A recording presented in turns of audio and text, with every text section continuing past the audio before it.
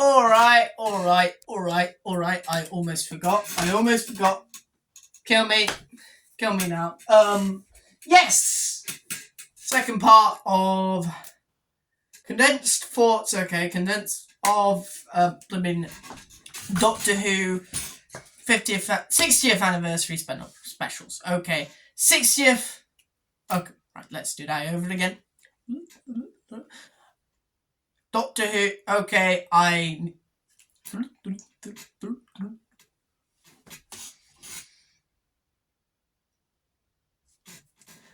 forgot.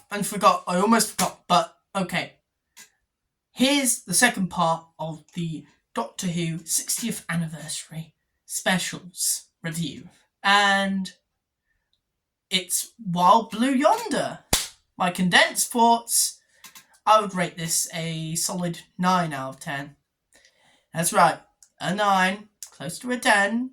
Not to as closer to a 10 than a 7, so, it's getting there. Yeah, I thought the acting was flawless. The special effects, well, sometimes could be a bit cringe, but wasn't too bad. And also managed to give depth to the Jodie Whittaker era, which is, great, and I think that's just warranted, and that's my overall thoughts for the short, because I'm going to be posting this as a short because I get more views with the short. If I constantly post shorts, I might actually get more subscribers and more viewers and more reach, which thank you for subscribing to this channel. Subscribe if you're not subscribed, so we can reach 100 subscribers. I mean, that's not much, but it is something. So yeah, for those who have joined me on this journey from all the way back in 2014 to now, thank you for watching my YouTube content. Still amateur as anything, but I do it because I like it. Yeah, this one, Wild Blue Yonder, was an interesting one because we didn't know what we were going to get into. Some people theorized multi-Doctor special. Some people said Susan's coming back, or fucking Omega. Everybody says Omega. Omega seems to be more likely to come back now that they're bringing back the elder gods from Doctor Who's mythology. So, yes. Alright. None of that was true, though. It was... the villain was the Doctor and Donna. You may be confused. I should have put a spoiler, but I put a spoiler warning up before that. But, yeah. I put up a spoiler warning for that in last video. So, I mean, I'm going to have spoiler-filled review. So, you have been warned by the title. Look at the title, okay? I gave you like 2 minutes to click away, okay? I gave you my spoiler-free thoughts right at the beginning of the video, so you have no excuse. Anyway, moving swiftly on. Yeah, it was a sort of midnight heaven sent scenario where there's only 2 characters in the whole thing, and they're stuck in a confined space where somebody's mimicking their movements and their speech.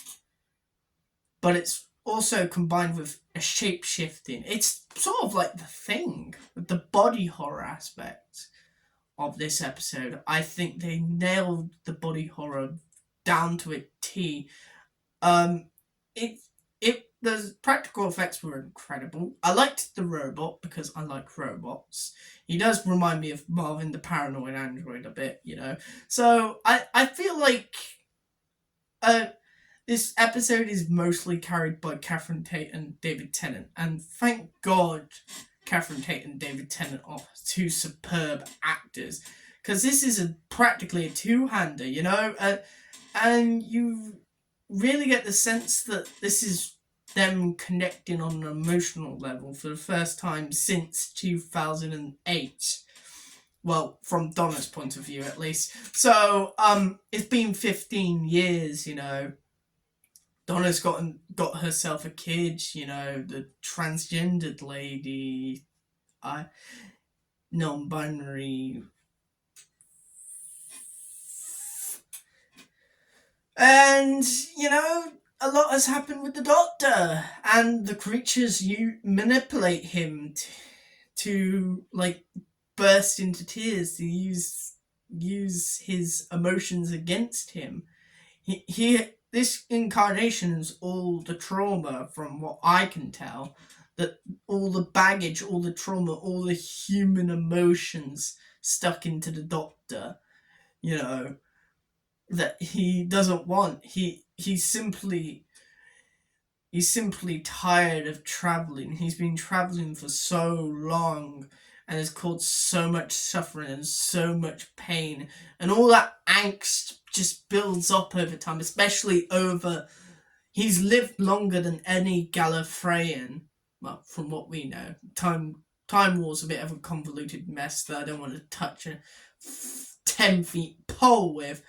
But anyway, he has seen shit that makes most people like cry, and he just walks it off with a smile. And you know, this incarnation is deeply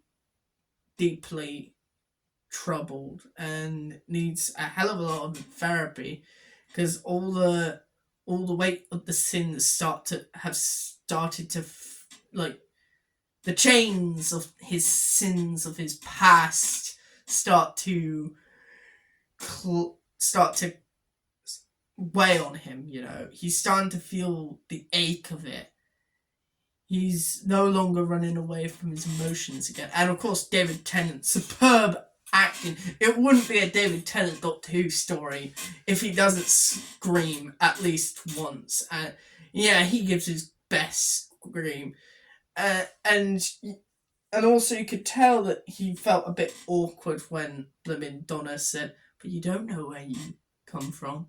And it's like, it looks at her like, "What are you talking about?" And then realizes that it's the Dr. Donna, the fact that she peeked into his mind. And yeah, he's just tired, you know, traveling. He doesn't know everything. And this is a situation where he doesn't know everything. He's stripped of his sonic screwdriver. He's stripped of his TARDIS. He's stripped of his navigational skills of the stars, because he could easily pinpoint where they are through looking at the night sky, telling which blooming constellations he can see. So he is he's literally at the edge of the universe. And also, Donna is terrified to be stuck on this ship, still relatively young, especially compared to the Doctor, and worrying about her mother, her husband, her daughter, just like worrying if they would remember them and if they might die, because they're on that ship for good, for all they know.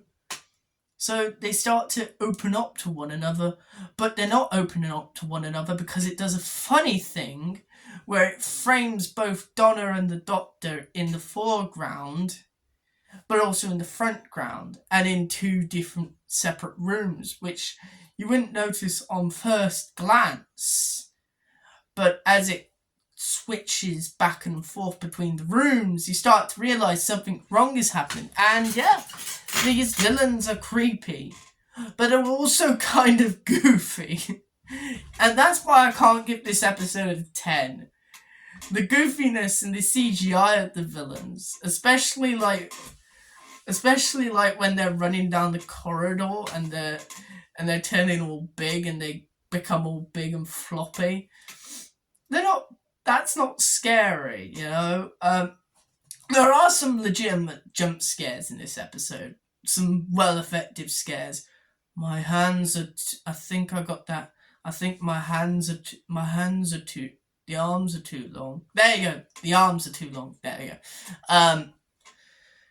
really effective. Even like a door slamming was pretty scary. The Doctor and Donna being separated in this episode was absolutely terrifying. You were wondering if they were going to meet each other again, or if it's suspended by disbelief. And the resolution to this story is pretty dark, because the only way they could stop the two monsters was self-destructing the ship. That's why the robot was there. It was a long ass time for the self-destruct. The blimmin' rhinoceros lady who was in charge of the ship knew what situation she was in and knew what should be done, and then jettisoned herself out into space, and she basically rotted, composed, and died, becoming merely but a fossil, banging against the window because she still has her safety harness on her. So it's pretty dark, actually. It is a very dark episode, and yeah, it's a return to form. There's a few cringy bits in there, but I think that's part of the charm of Doctor Who. That's why I don't take it down to like an 8 or a 7 or even a 6, because I enjoyed this episode a lot. Even the cringe, I find that entertaining, you know? Doctor Who can be a bit cringy at times, you know? I think we need to realise that it's not always going to be... There's always going to be, like, one thing that makes you cringe in Doctor Who. But you might as well just laugh at it and just get on with your day, you know? And the pre-credits scene, which I didn't watch on the original broadcast, but watched immediately on iPlayer, why did it exist except for some joke about Mavity, where they changed time or something? I don't know. It just felt forced, and it felt like a wasted opportunity of another historical figure, which was Isaac Newton. They wasted Isaac Newton. You know, you could have done a Vincent van Gogh, or a Queen Elizabeth, or Queen Mary, or whatever, yada yada, and they made a proper story surrounding that character, Isaac Newton. Maybe like Nikola Tesla as well. You know, now that people care about scientists because of Oppenheimer, with like J. Robert Oppenheimer and Albert Einstein, yes, being in the mainstream. You could have done that. That was a missed opportunity, but it's a light, fluffy thing, you know, and Doctor Who can be funny. And, you know, it felt like I was watching an episode from 2008. So, yeah, 9 out of 10. 9 out of 10. Closer to a 10 than an 8. So, yes, thank you for watching this video. This is quicker than last time because I have less to talk about behind the scenes wise, and there's less controversy for this episode, which I'm so thankful for. Oh, Jesus. I fucking hate controversy.